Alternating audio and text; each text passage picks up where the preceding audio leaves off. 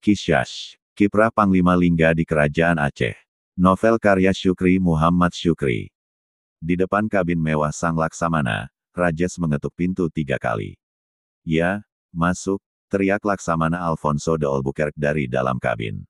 Rajes membuka pintu kabin yang terbuat dari kayu ok. "Izin melaporkan," kata Rajes berdiri dengan sikap sempurna sambil memberi hormat kepada Laksamana Alfonso de Albuquerque.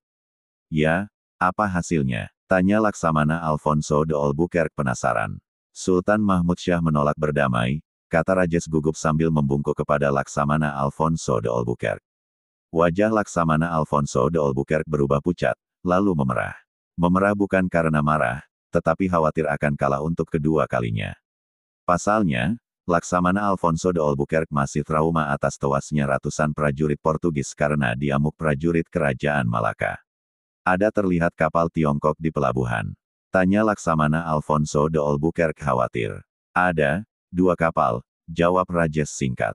"Tongkang atau kapal besar?" selidik Laksamana Alfonso de Albuquerque. "Kapal besar, Tuan," sebut Rajes. Laksamana Alfonso de Albuquerque tercenung cukup lama. Dia berulang kali mengetuk-ngetuk jemarinya ke permukaan meja kayu. Suara ketukan itu menggema dalam kabin luas nan mewah tersebut. Sesekali, ditatapnya Rajes yang sedang berdiri dengan sikap sempurna tepat di depan mejanya.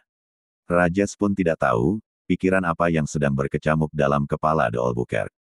"Sudah, kamu boleh pergi. Tutup pintunya," kata Laksamana Alfonso de Albuquerque kepada Rajes. Gubernur Portugis kedua dari Estado da India itu khawatir atas kehadiran 2 kapal Tiongkok di sana. Telik sandinya pernah melaporkan bahwa Sultan Mahmud Syah sedang menjalin kerjasama pertahanan dengan Kaisar Tiongkok.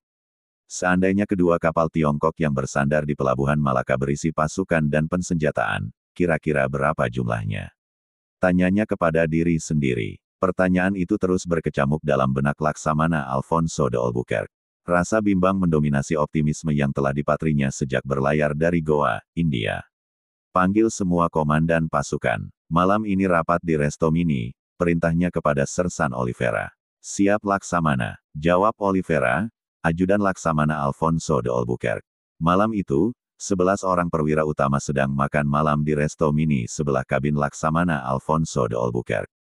Selesai makan malam, mereka lanjutkan dengan mencicipi harumnya flavor wine merah.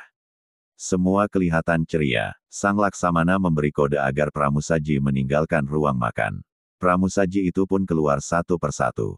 "Saudaraku," teriak Laksamana Alfonso de Albuquerque mengetuk meja. "Sultan Mahmud Syah menolak berdamai. Kita harus berperang," tambahnya. Perwira utama yang begitu ceria sewaktu menenggak wine merah tadi, kini pucat pasi.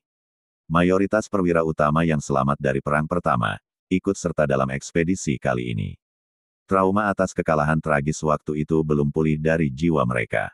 Dalam hati kecilnya berharap, kehadiran 10.000 pasukan di atas kapal berartileri berat itu berhasil memprovokasi prajurit Malaka. Nyali mereka ciut, Portugis menang tanpa berperang. Darah tak tumpah, Portugis berkuasa, kira-kira begitu harapan mereka. "Saya kasih waktu 2 hari untuk persiapan.